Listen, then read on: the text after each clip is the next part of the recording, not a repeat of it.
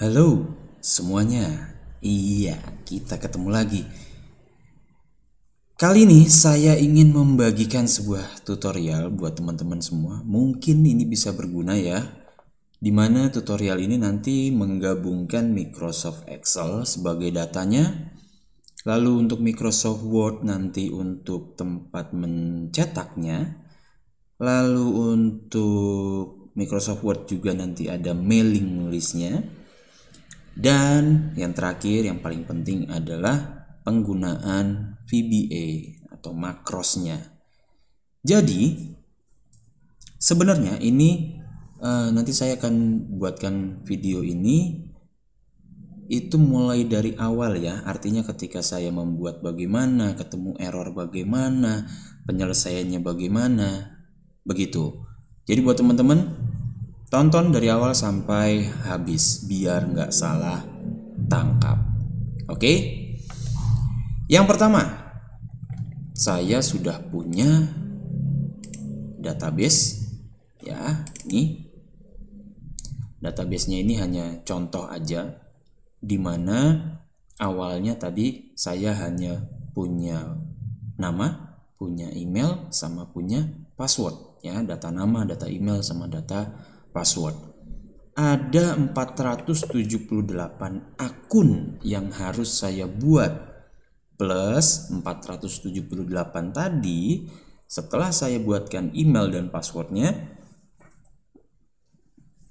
Yang berikutnya adalah saya harus mencetak kartu untuk 478 tersebut dan harus mendistribusikan ke 478 data atau orang ya. Jadi kerjaannya kalau bisa dibilang ada edisi curhatnya, kerjaannya sangat melelahkan ya. Tapi dunia internet zaman sekarang ya, kita bisa pakai untuk hal-hal yang positif. Bisa dicari semuanya, tenang aja. Jadi sekali lagi saya 478 tadi dengan step-step yang tadi saya sudah sampaikan. Saya harus membuat, saya harus membuat kartunya juga. Terus saya juga harus mendistribusikan juga. Free alias project yang kali ini adalah free, tidak dibayar. Aduh. Ya. Oke, mungkin buat teman-teman apa ya, di luar sana apa ya, 478 mungkin nggak mau ya ngerjain ya, tapi di sini karena dituntut untuk itu, jadi ya sudah, mari kita ambil sisi positifnya, yaitu kita bisa belajar ya, menggali ilmu sebanyak-banyaknya. Siapa tahu bisa jadi batu loncatan kan untuk yang berikutnya. Oke, lanjut ya. Di sini saya punya data-data ini. Jadi setelah selesai, ini saya simpan ya, saya simpan. Ini tadi akun-akunnya yang sudah saya buat. Nah, oke, don't save aja. Terus setelah data-data sudah kita punya, tadi tuh saya membuat Microsoft Word ya, masih keadaan seperti ini. Saya langsung insert picture, this device. Terus saya masukkan ini ya, login formnya ya. Nah, nih. Terus saya pakainya ya, saya pakai yang ini tadi. Nah, terus ketika ini saya udah membuat seperti ini, terus saya coba cetak atau saya coba lihat di print preview. Oke, cakep nih, ya kan? Cuma kok di sini jadi warna putih gitu kan? Akhirnya saya perbesar. Nah, saya perbesar. Salah. Bukan begitu. Nih, terus saya in front of text tadi ya. Nah, saya perbesar seperti ini. Tuh. Oke, saya lihat lagi di print preview. Cakep, ya kan? Keren. Kalau nggak ada si putih-putihnya ini. Nah, terus gimana? Akhirnya saya mikir lagi. Ini ntar dulu deh. Gitu kan? Saya rubah dulu nih menjadi desain terus salah. Ini layout size ya, terus ke more paper size. Nah, muncul deh masalah berikutnya di sini inci. Ya, nggak ada di sini satuannya pixel, nggak ada. Makanya saya cari di internet. Di sini ada convert pixel to inch. Nah, saya mau pakai ukurannya adalah 800 kali 600 ya, 800 kali 600. Oh, ternyata incinya adalah 8,333. Di sini saya masukin 8,33. Oke, bagian heightnya saya mau 600. Oh, kalau 600 itu 6,25 inci. Di sini saya 6,25 inci. Jadinya nanti bentuknya landscape seperti ini. Ya. Nah, terus tadi saya oke. Sudah dong, ya kan? Udah berubah nih. Coba masukin lagi insert picture this device. Tadi saya simpan di sini. Oke, terus ini. Ya kan? Insert.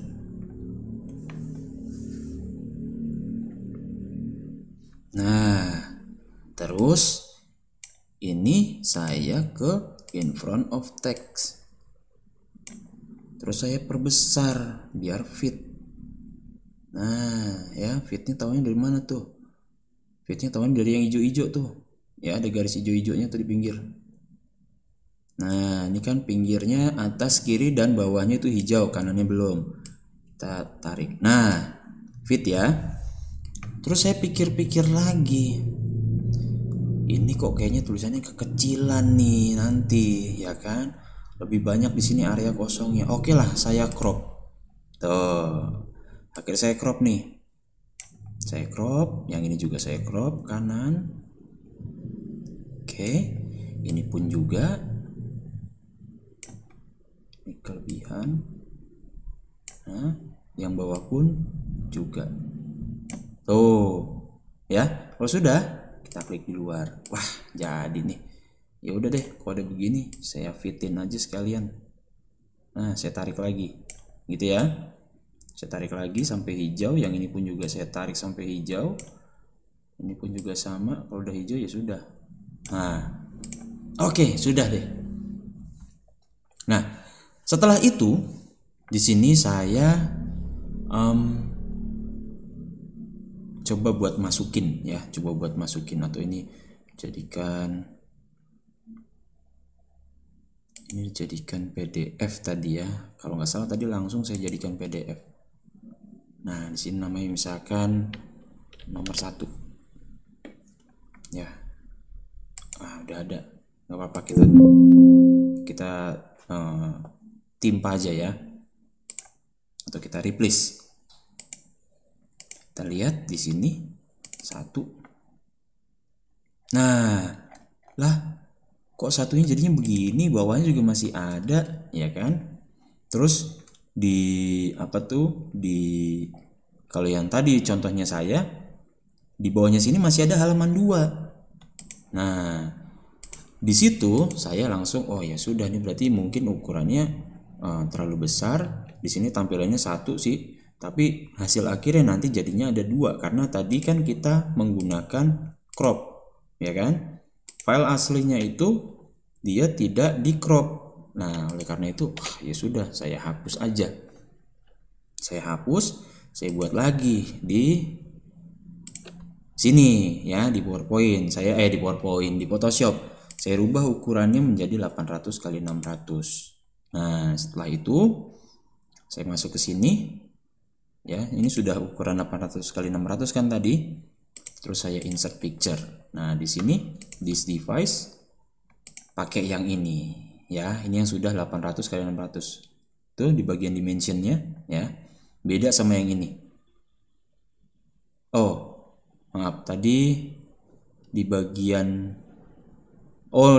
ini 800 kali 600, tapi ini tuh apa? Kita crop, ya kan? Nah, artinya kalau sudah di crop kan apa tadi sudah di crop terus kita perbesar, berarti kan masih ada area di luar dari cropnya.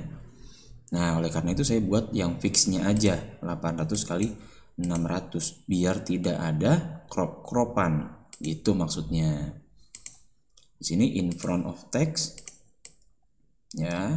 Nah, ini saya perbesar. Yap. Oke, yang ini pun juga. Nah, ya. Jadi tidak ada yang di crop ya, beda dengan yang tadi. Kalau yang tadi kan saya masih harus crop dulu. Otomatis di area atas ini ya secara bayangannya ini pasti masih ada sisa cropnya tadi. Itulah yang menyebabkan muncul halaman kedua ketika dijadikan PDF gitu ya. Oke, lanjut. Setelah itu di sini kita tadi saya tuh ini menambahkan mailing. Menambahkan mailing di sini saya select recipient, di sini saya pakai yang use an existing list. Nah, di sini kita pakai file yang tadi. Ya, yang data-data tadi ya. Kalau sudah open.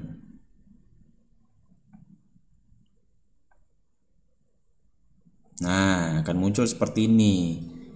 Terus kita oke. Nah, di sini insert merge fieldnya saya masukin nama tadi, insert. Ya, terus close. Lah, mana nih kok nggak ada? Ternyata dibalik gambar, ya. Terus gimana? Bingung dong. Terus gimana? Nah, sekarang ini kita jadikan send back, ya, send to back. Kita tambahkan lagi nama insert. Kok masih? Nah, ini kita send to back.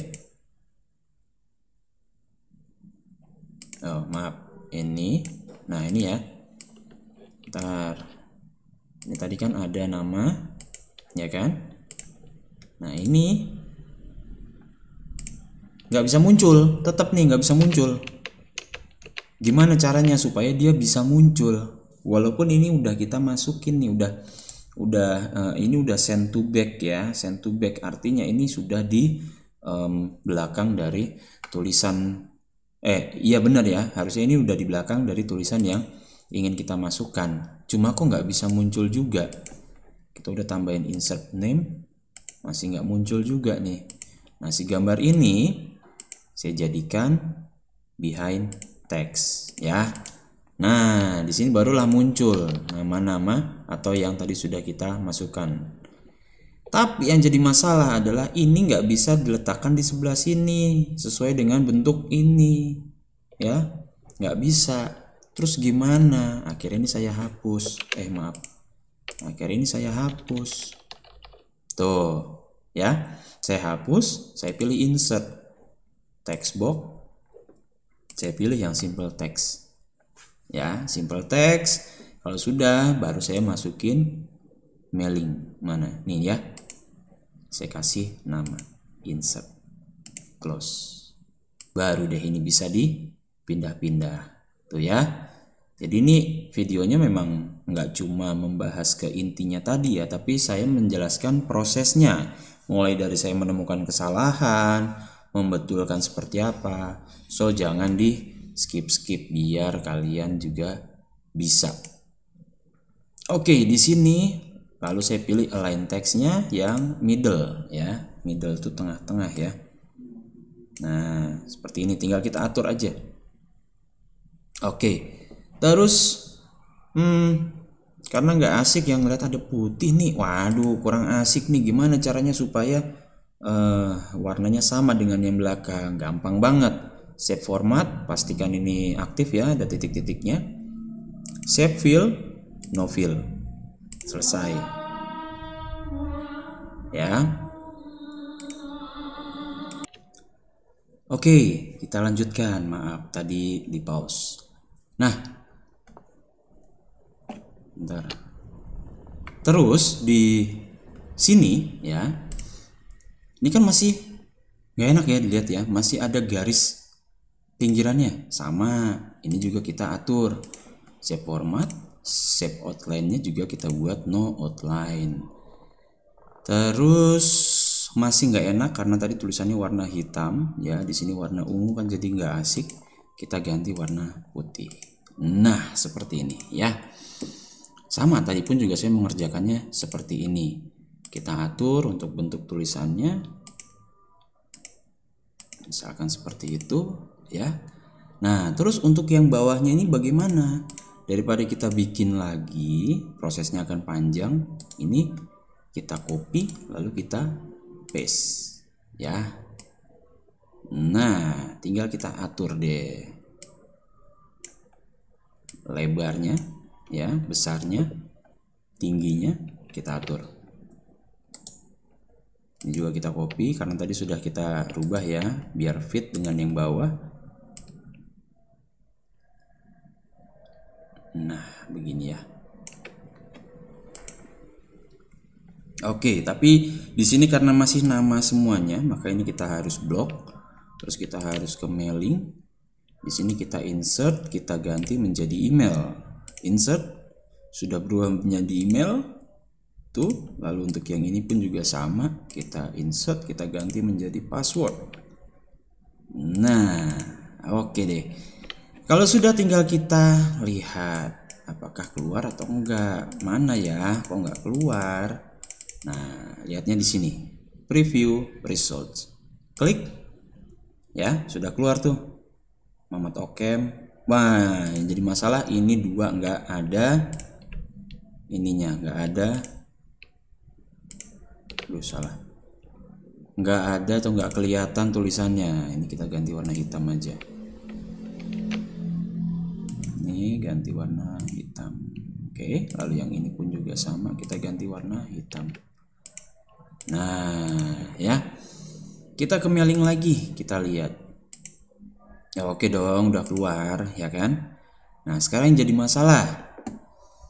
Kalau ini mungkin cuma 3, ya. Kalian bisa pakai print, ya, terus ke PDF, di print. Nah, gitu ya. Mungkin bisa nih. Ini saya kasih 2 karena tadi 1 udah. Nah, kita lihat di dokumen 2 ya. Tuh. Ya. Kok begini? Gitu kan? Harus satu-satu maksudnya, ya, harus satu-satu. Nah, ini bagaimana nih? Kalau harus satu-satu begitu, mungkin kalau 2-3 data nggak jadi masalah ya. Nah, di sini saya mengerjakan 478 data, di mana saya pengennya dengan sekali klik aja dia bisa menghasilkan PDF 478. Carilah di internet, ya kan? Di internet banyak tuh. Saya dapat yang seperti ini di internet, tapi ini nggak bisa dipakai mentah-mentah. Nah, cara menambahkannya gimana tuh? Ada kode-kode begini nih. Kita masuk ke developer dulu. Kalau developer nggak ada, kalian bisa masuk file, option, advance, custom ribbon, maaf. Terus developernya di checklist, ya. Kalau sudah oke. Nanti akan muncul seperti ini. Nah, kalau sudah muncul seperti ini, kita masuk ke bagian Visual Basic. Voila. Di sini di bagian this dokumen kita klik kanan. Terus kita insert modul. Nah, di sini baru kita copy pastekan kodenya. Ini ya. Nah, di sini ini nggak bisa dipakai mentah-mentah ya. Di sini nggak bisa dipakai mentah-mentah. Banyak yang harus dirubah.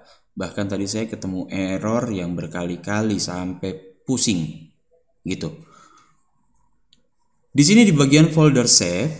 Nah, di sini ada folder save. Ini ya. Jadi kalau ini langsung kita run, dia nggak bisa coy, ya kan? Nah, kalau kita debug, dia munculnya di sini. Padahal sumber kesalahannya awalnya adalah dari sini nih. Ini dari folder save, dari source file, ini yang salah. Terus gimana? Ini kita rubah. Folder save ini fungsinya adalah untuk menyimpan, ya, untuk menyimpan.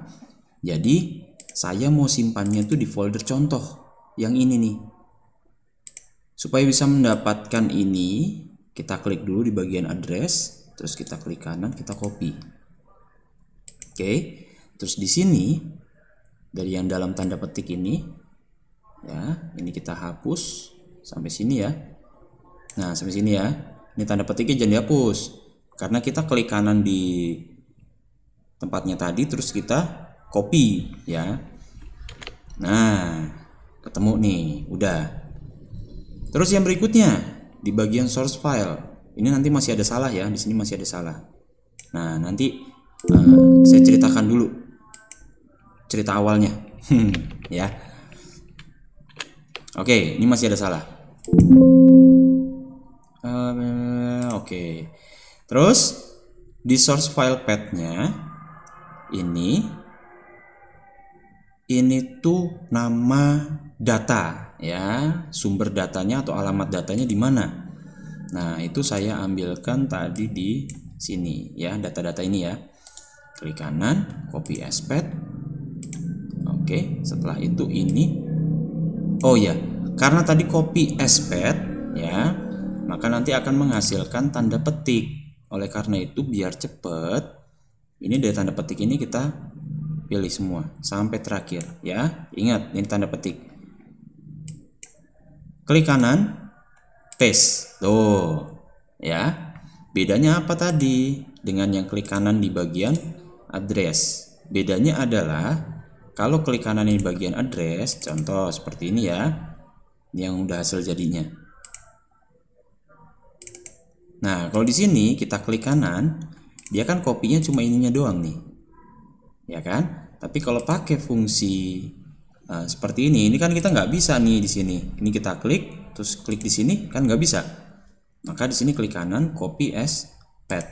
Nah, kalau sudah copy as path, maka ketika kita paste, dia sudah menghasilkan tanda petik. Begitu ya. Lanjut. Yang berikutnya adalah di bagian oke, ini terus tadi saya langsung run.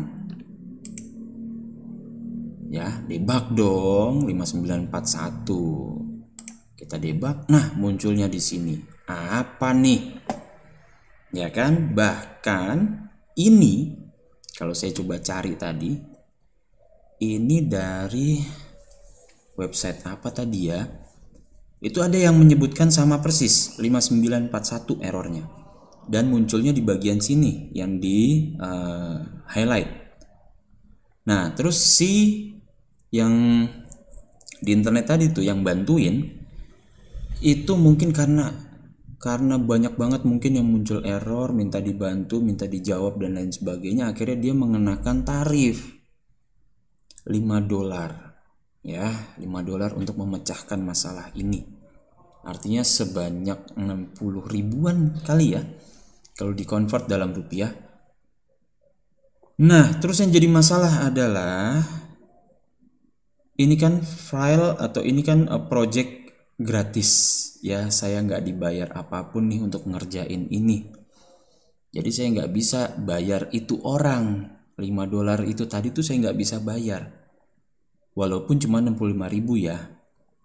Tapi saya melihatnya adalah oke, boleh kita totalitas dalam bekerja, tapi totalitas dalam bekerja itu nggak semesta atau nggak sebegitunya amat ya, harus pakai uang pribadi kita ya kan untuk bayar itu project atau minta bantuan itu project.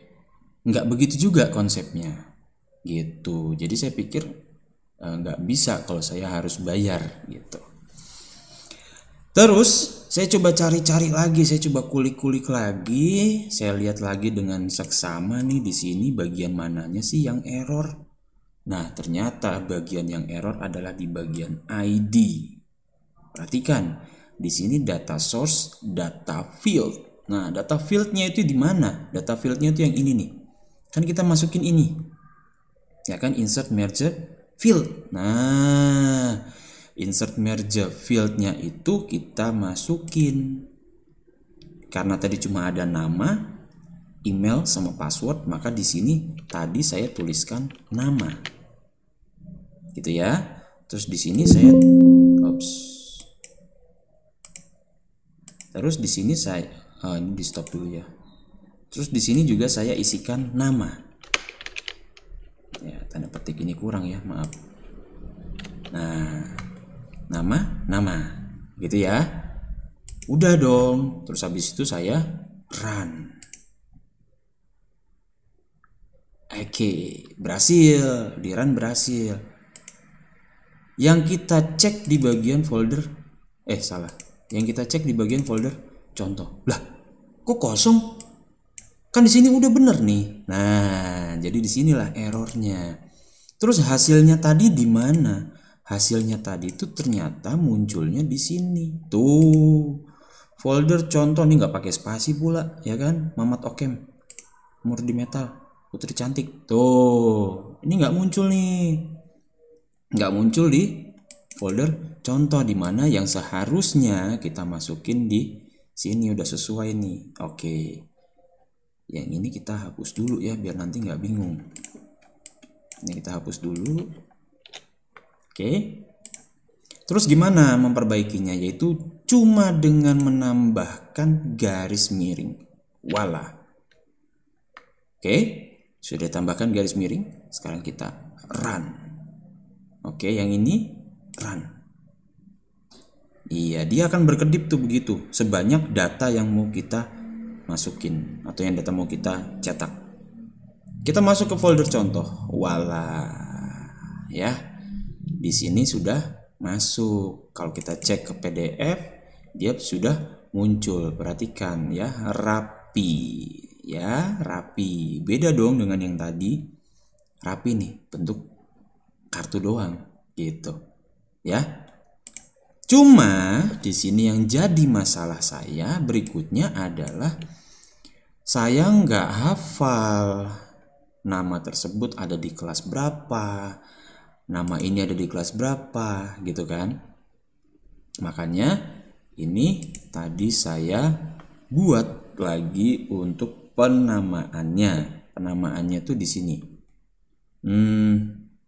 Di bagian ini ya, di bagian ini kita copy dulu deh. Kita copy bagian ini, kita copy. Oke, kita copy. Terus kita paste ya, di sini kita paste. Oke. Terus tambahkan dan. Nah, jadi di sini artinya adalah export ya. Export ini nama gitu ya. Nah, terus tadi saya di sini saya isi kelas. Saya isi kelas ya, terus nama. Tujuannya adalah supaya dia di format nama filenya di sini ya, di depannya sini ada tulisan kelas 11 atau kelas 12 begitu dan seterusnya. Nah, terus saya run lagi. Muncullah debug error di bagian sini. Puyeng, ya kan? Saya puyeng. Ya sudah, akhirnya sebentar, ini kita coba save dulu ya. Kita save nama filenya di sini. Data. Udah gini aja, data. Terus jangan lupa save as type-nya ke makro enable ya, di OCM. Oke, kalau sudah save. Iya. Ini kita stop dulu. Oke, ini data yang tadi. Oke, kita save dulu. Ini letter don't save. Nah, akhirnya saya membuat di sini sebelahnya saya akali dengan kelas. Ya, kelas. Ini misalkan kelas 1.1, yang ini adalah kelas 1.2.3 gitu ya. Kalau sudah, kita save. kita close, lalu kita buka yang data.com tadi. Yes. Terus kita ke developer, kita ke Visual Basic, masih dengan kode yang sama, langsung kita run. Yes. Oke, berhasil ya. Kita cek di bagian folder contoh. Nah, munculnya begini. Ini kenapa si Mamat Okem jadi 1001? Ini 13. Ya kan? Nah, ini gimana nih? Akhirnya saya akalin. Ini karena datanya itu sebenarnya datanya ini sebenarnya cuma 3 ya. Kalau datanya misalkan ada 5, ini nanti di sini tetap yang muncul adalah 1, 2, 3. Kalau ada kelas 1, 4 nggak akan muncul, ya. Kenapa? Karena di bagian nama file isian dari Excelnya, isian dari Excelnya tadi itu ada yang salah, ya. Nah, di sini harusnya kita tuliskan kelas, oke, kelas. Tambahkan spasi ya. Nah, ini juga kelas, belakangnya tambahkan spasi. Ini kelas, tambahkan belakangnya spasi. Oke, misalkan ada kelas 21 ya.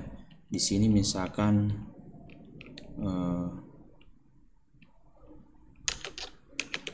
Saeb. Nah, misalkan Saeb at instansi.com. Lalu di sini misalkan passwordnya ya. Ini kita save. Oke, kita close. Nah, di folder contoh tadi sini, ini ya hasil yang tadi ya, cuma ada 3 ya. Kita hapus. Nah, ini kita hapus ya, biar nanti ada perbandingannya. Terus kita buka di sini di dokumen tadi ada ini ya data.com. Oke. Terus ke developer, Visual Basic, masih tetap dengan yang sama. Di sini kita run.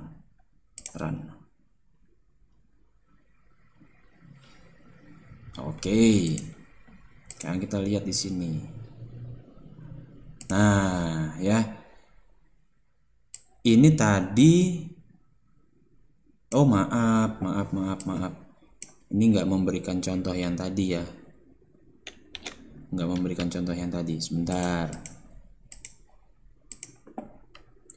Nah, di sini tadi data-data ini. Nah, ya. Ini cuma kelas doang ya. Ini cuma masukin ini doang nih. Artinya ini harus saya hapus.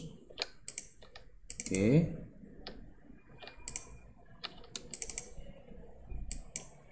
Ini juga. Nah, ya gini ya. Oke, gini. Nah, di sini kalau mau kita pakai dengan yang tadi, yang 21 tadi nggak akan muncul ya. Coba kita run.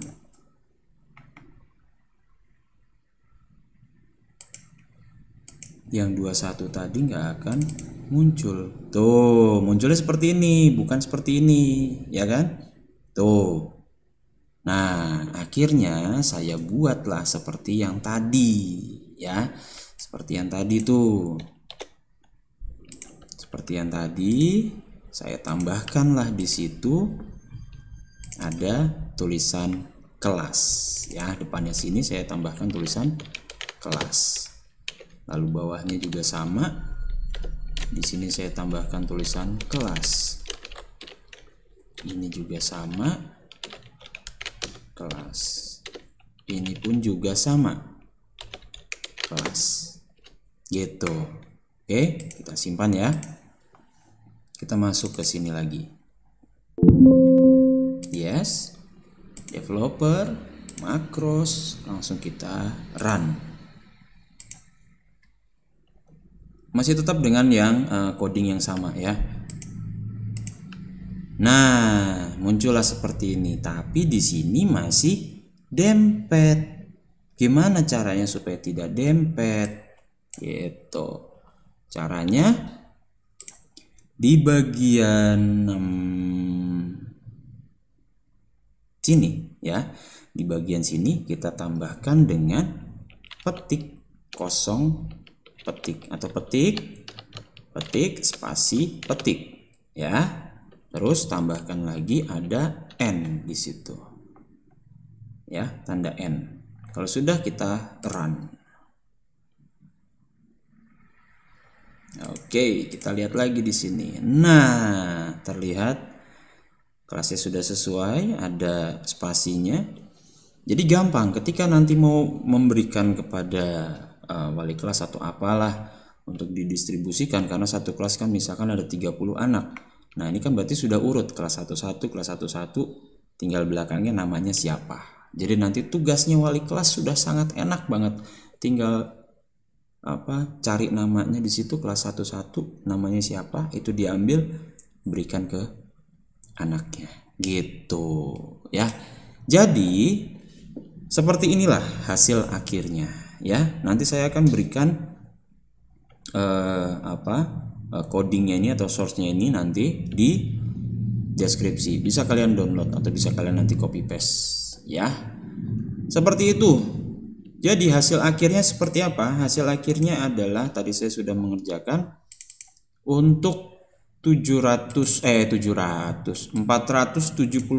akun ya, 478 akun ini saya mungkin cuma berapa nih ya, ini dari 525 sampai 529, berarti cuma sekitar 4 menit ya. Dan ketika nanti sudah kalian membuat seperti tadi ya, di run tadi ya, ketika di run, kalau misalkan ininya kedap-kedip seperti ini, biarkan ya.